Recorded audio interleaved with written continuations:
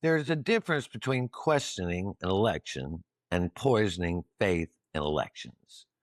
One seeks the truth, the other makes certain that no answer will ever be accepted. I'm Bill Britt, and this matters.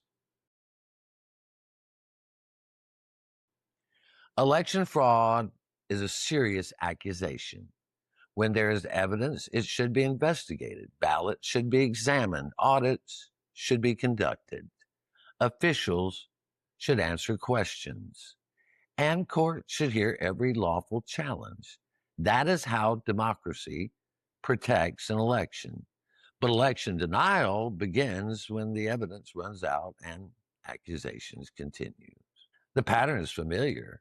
Make the claim, reject the explanation, dismiss the recount, attack election officials, and when the courts disagree, accuse the courts of being part of the conspiracy.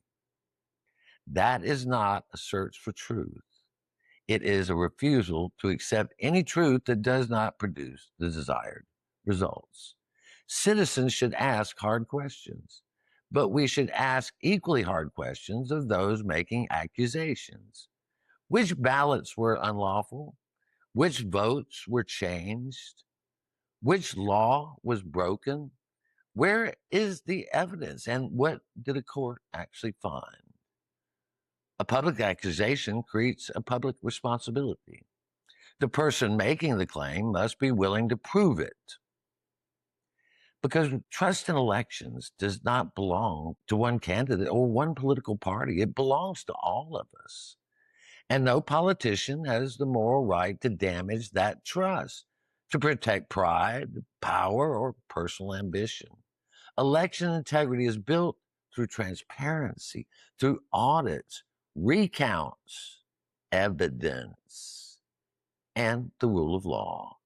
Election denial survives by teaching people to trust none of them. A national microphone can spread an accusation.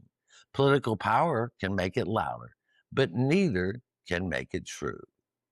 In a democracy, leaders have a duty to tell the truth about elections, especially when the truth is not what they want to hear.